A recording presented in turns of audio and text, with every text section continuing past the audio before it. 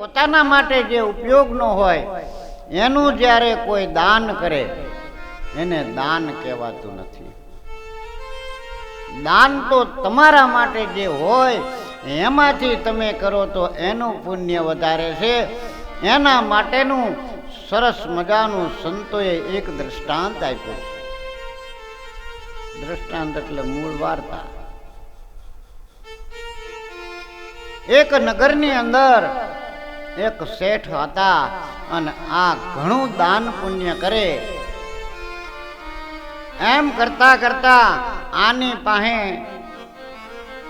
મિલકત માયા મૂડી ખતમ થઈ ગઈ.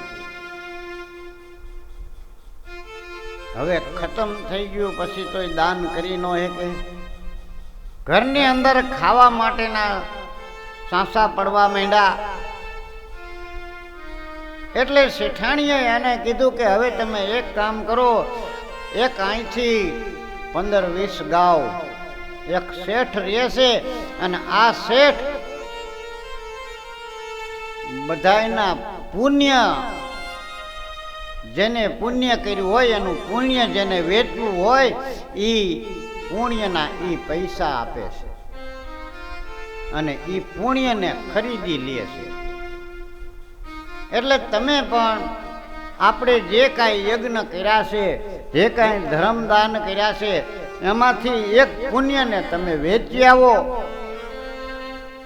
એક યજ્ઞનું પુણ્ય તમે વેચી આવો એટલે આપણા ઘરની આજીવિકા ચાલુ થાય, આપણા ઘરની અંદર કાંઈક ખાવા પીવાનું થાય અને જે કોઈ આવે એને પાછું ખવડાવવા થાય. શેઠે આ વાત સાંભળી એટલે કીધું કે 15 ગૌ જાવું છે તો તું મને કાંઈક ભાતું કરીને દે એટલે હું આપણા પુણ્યને વેચી અને પછી હું આવું, પછી આપણે પાછા ચાલુ કરશું.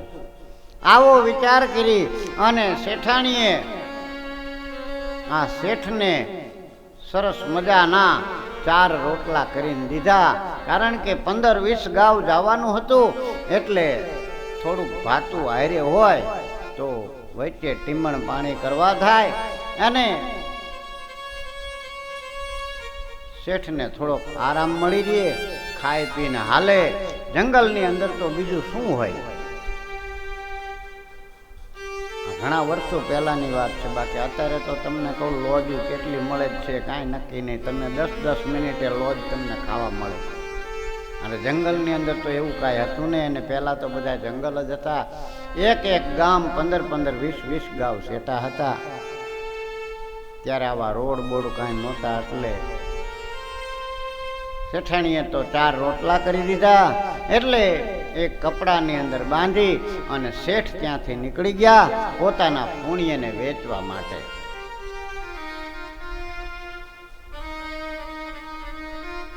હવે આ શેઠ હાલતા હાલતા એક જંગલની અંદરથી ગુજર્યા.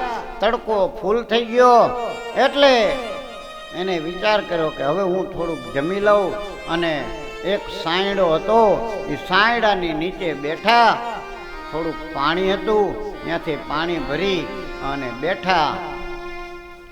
જ્યાં રોટલા ખોયલા ત્યાં એ જંગલની અંદર બનાવ એવો બનેલો કે એક કૂતરી વિહાણેલી અને એ કૂતરી આવી અને શેઠની સામે બેહી ગઈ. અને કૂતરી વિહાણી લેતે આના 3-4 બચ્ચા હતા. એ બચ્ચા બધા રાડું પાડતા હતા અને શેઠની સામે કૂતરી આવી અને બેહી ગઈ. એટલે શેઠની મનની અંદર દયા ઉત્પન્ન થઈ કે આ જંગલની અંદર આ પશુ ભૂખ્યું લાગે છે. શેઠની સામે લાંબા પગ કરીને બેઠી. શેઠની દિલની અંદર દયા આવી ગઈ એટલે કીધું, દયા ધર્મ કા મૂલ હૈ, પાપ કા મૂળ અભિમાન, તુલસી દયા ન છોડીએ એ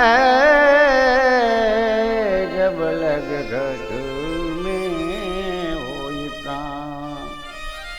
શેઠે વિચાર કર્યો કે આ મારા શરીરની અંદર પ્રાણ છે ને હું તો કદાચ ભૂખોય રહી શકું, પણ આના નાના નાના બચલા છે અને આ તાજી તાજી વિહાણી છે તો એને શેઠે એક રોટલો પોતાનો પહેલા દઈ દીધો.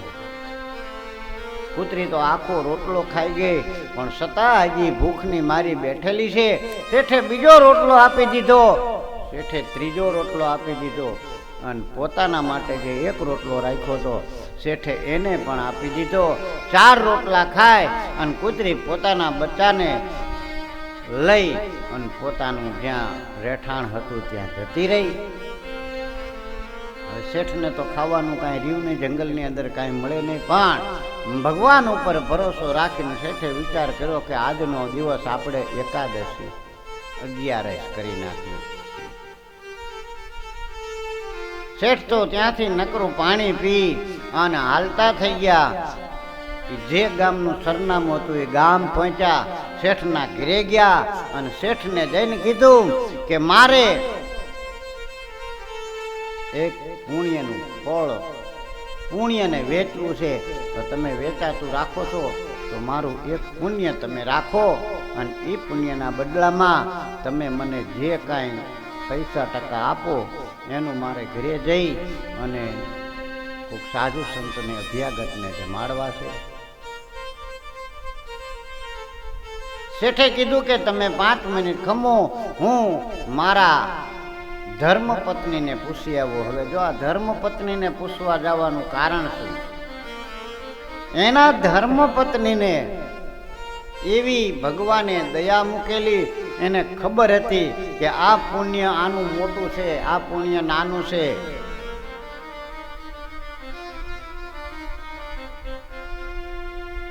એટલે શેઠાણીને પૂછ્યું કે એક ભાઈ આવ્યા છે, એને પુણ્ય વેચવું છે, તો કયું પુણ્ય આપણે એની પાસેથી લેવું? સારું પુણ્ય હોય એ લેવું પડે ને. પુણ્ય તો પુણ્ય જ કહેવાય, પણ જે ઉત્તમ પુણ્ય છે એને આપણે લેવું પડે. એટલે તમે મને કહો કે હું એનું કયું પુણ્ય લઉં અને કયા દિવસે એને જે પુણ્ય કર્યું છે એની તિથિ મને આપો. 11 એકાદશી, પૂનમ, 14 બીજ. એટલે શેઠાણીએ તરત કીધું કે એને કાલે જે યજ્ઞ કર્યા છે 4 યજ્ઞ એને વેચી અને એ 4 યજ્ઞનું ફળ સૌથી ઉત્તમ છે. તો એને કયો કે કાલે તમે જે યજ્ઞ કર્યો છે, કાલે જે તમે પુણ્ય કર્યું છે એ મારે લેવું છે. શેઠ તો આવીને કીધું કે ભાઈ તે કાલે જે યજ્ઞ કર્યા છે, કાલે જે તે પુણ્ય કમાણો છો એ પુણ્ય મારે જોઈ છે. શેઠ તો એકદમ વિચારમાં પડી ગયા કે હું તો ઘીરે 5 દિવસ થયા તો ભૂખ્યા બધા બેઠા છે, 5 દિવસથી તો હું કોઈ યજ્ઞ કર્યો નથી, તો કાલે મેં યજ્ઞ કયો કર્યો એ તો મને ખબર નથી.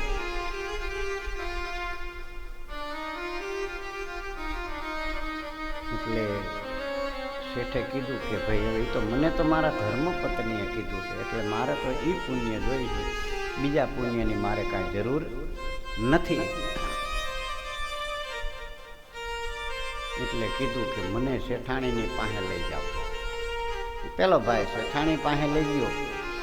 એને કીધું કે કાલે તો મેં કોઈ યજ્ઞ કર્યો નથી, તો તમે મને સમજાવો કે કાલે મેં એવો કેવો યજ્ઞ કર્યો છે કે જેનું ફળ ઉત્તમ છે. એટલે શેઠાણીએ એને સમજાવ્યું કે તે આજથી લગી જે પુણ્ય પાન્ય કર્યા છે, તું જે કાંઈ વેચતો, જે કાંઈ દેતો તો એના પુણ્યનો ફળ તો તારી વાહવામાં વયું ગયું છે.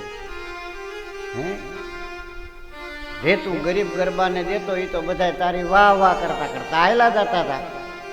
કોઈએ અંતરથી આશીર્વાદ દીધો નથી, એટલે એનું કોઈ તને ફળ મળતું નથી, અને એનું ફળ મળે તો પણ એની કિંમત બહુ ઓછી હોય. પણ કાલે તો મેં કોઈ યજ્ઞ કર્યો નથી, કાલે મેં કોઈને દાન દીધું નથી, કે કાલે તમે જ્યારે ઘરેથી નીકળ્યા ત્યારે તમારા માટે જે 4 રોટલા કર્યા હતા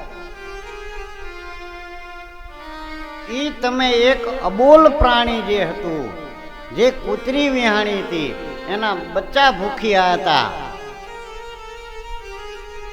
અને ઈ કૂતરી ના જીવ જવાની તૈયારી હતી ત્યારે જે તમે દાન પુણ્ય કર્યું અને એ પણ તમારી વાહવા કરાવવા માટે નહીં, એક આત્માના જીવને બચાવવા માટે તમારા દિલની અંદર દયા આવી ગઈ એટલે તમારા જે 4 રોટલા હતા એ 4 રોટલાનું તમે પુણ્ય કર્યું એટલે તમારા 4 યજ્ઞ ભેગા થયા. એક રોટલાનું ફળ એક યજ્ઞ પ્રમાણે હતું એટલે કીધું સંત મિલન કો જાઈએ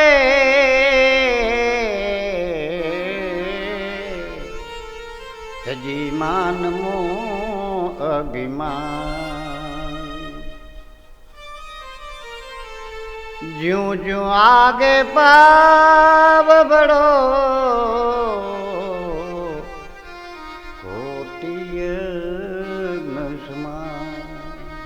કોઈનો જીવ જતો હોય અને જ્યારે તમે એને દાન પુણ્ય કરો છો ત્યારે એ દાનનું ફળ ઉત્તમ હોય છે. બાકી આપણે તો કઈ મરવા ગયો ને એનું એ તો કર્મ છે. અરે એનું જે કર્મ હોય એ પણ તું તો હારા કર્મ કર, તું એના કર્મને શું કામ રોવે? એનું તો જે કર્મ હતું એ રહેશે પણ તારા કર્મ સારા કરવાને માટે અને માટે તું તો એના ઉપર દયા કર. બાકી વાહવા કરાવવા માટે જે દાન પુણ્ય કરો છો એનું કોઈ ફળ મળતું નથી અને મળે તો પણ એનું ઉત્તમ ફળ નથી. કદાચ મળે, તમે 5000 દાન કરો ને તકતી સોટાડો એટલે બધા તમારી વાહ વાહ કરે, વાહ વાહ મસ્તરામ બાપુએ ફલાણું દાન કર્યું, ઓલા ભાઈએ ફલાણું દાન કર્યું તો હું એનાથી વધારે કરું, હું એનાથી વધારે કરું. આવા વાદની અંદર દાન ન કરાય. તમારા માટે તમારા ખીચાની અંદર જે કાંઈ વસ્તુ હોય, તમારા પરસેવાની કમાણી હોય એની અંદર થઈને જ્યારે તમે 1 રૂપિયો દાન કરો છો અને એ પણ જો ભૂલી જાઓ મનની અંદરથી તો, બાકી એને તમે મનમાં રાખો કે મેં ફલાણા મંદિરની અંદર આટલા દીધા છે તો પણ એનું ફળ મળતું નથી. એટલા માટે સંતોએ કીધું છે, આપણા કોઈ મોઢાની વાત નથી, આ સંતોની વાતો. નરસિંહ મહેતાએ એટલા કે જેટલાને ખવડાવ્યું હોય કોઈ દી એને તકતીમાં લખાયું નથી કે મેં આજ 5 માણાને ખવડાવ્યું, મેં 25 માણાને ખવડાવ્યું. સત્ય સનાતન ધર્મના જ્યાં નેજા ફરકતા હોય ત્યાં કોઈ મનુષ્યની ગણતરી ન થાય, પણ જ્યાં જાન જવાની હોય ત્યાં ગણતરી થાય. 50 માણા જ આવજો. હા, અને જો 100 માણા થઈ જાય ત્યાં તૂટો આવે. બાકી જલારામ બાપાની જગ્યાની અંદર નક્કી ન હોય કે કેટલા માણસો આવશે ને કેટલાનું રાંધવું છે.